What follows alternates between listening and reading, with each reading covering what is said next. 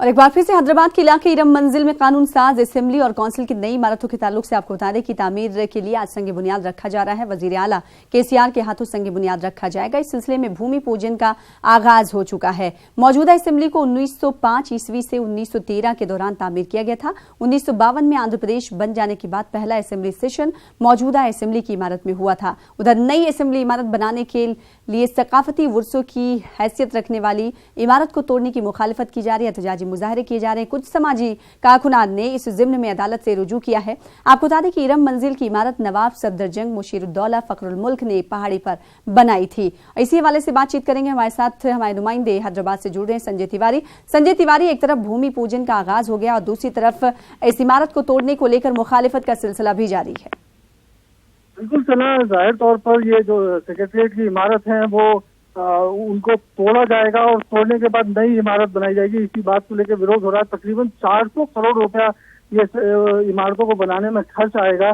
जो tax payer की money है, जो गाढ़े पसीने की लोगों की कमाई है, उसको इस तरह से क्यों लगाया जा रहा है जब सेक्रेटरीट की इमारतें ऑलरेडी मौजूद हैं।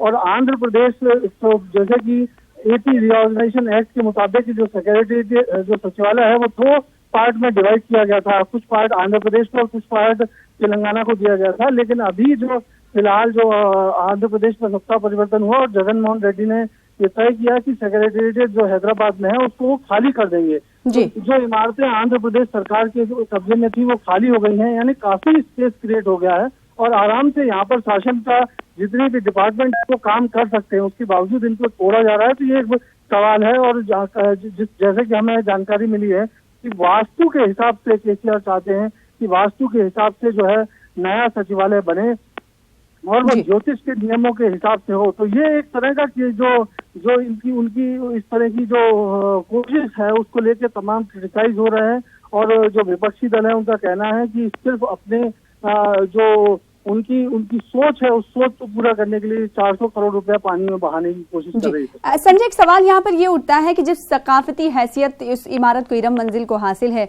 ऐसे में आर्कियोलॉजिकल सर्वे ऑफ इंडिया की जानिब से क्या कुछ रद्द-ए-अमल का इजहार किया गया जिस इमारत को तोड़ा जा रहा है, जिसकी मुखालिफत हो रही? क्या कहीं और जगह नहीं थी तेलंगाना हुकूमत के पास जहाँ पर नया सेक्रेटरीट बनाया जा सकता था?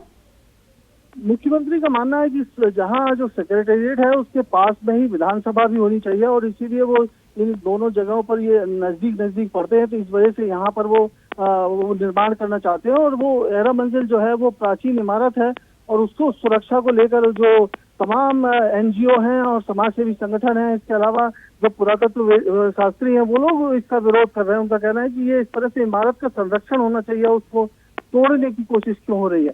तो ये जो विरोध है, लेकिन विरोध के बावजूद सरकार ने तय कर लिया है, मुख्यमंत्री ने तय कर लिया है कि वो यहाँ पर करेंगे और वो आज उसकी वजह उसके लिए उन्होंने भूमि पूजन भी कर दिया है। तो जाहिर तौर पर सरकार का इरादा जो है वो साफ तौर पे है। हालांकि ये मामला जो है हाईकोर्ट में भी पेंडिंग है और कल उस मामले की सुनवाई है। 2016 में एक पिटीशन दाखिल की गई थी, वो पेंडिंग है मामला और कल उसकी सुनवाई हो। अगर हाईकोर्ट कुछ इस तरह का कुछ सरकार को नोटिस जारी करता है तो सरकार के लिए एक एम्बैरेसिंग सिचुएशन बन सकती है। लेकिन फिलहाल अभी तो सरकार जो है वो इस बात पर कमिटेड है कि वो जो है यहीं पर नया सचिवालय और नई विधानसभा बनाएंगे और इसी जगह पर बनाएंगे। जी, बेहद शुक्रिया संजय तिवारी हमारे साथ जुड़ने के लिए और तफसील के साथ जानकारी फराहम करने के लिए।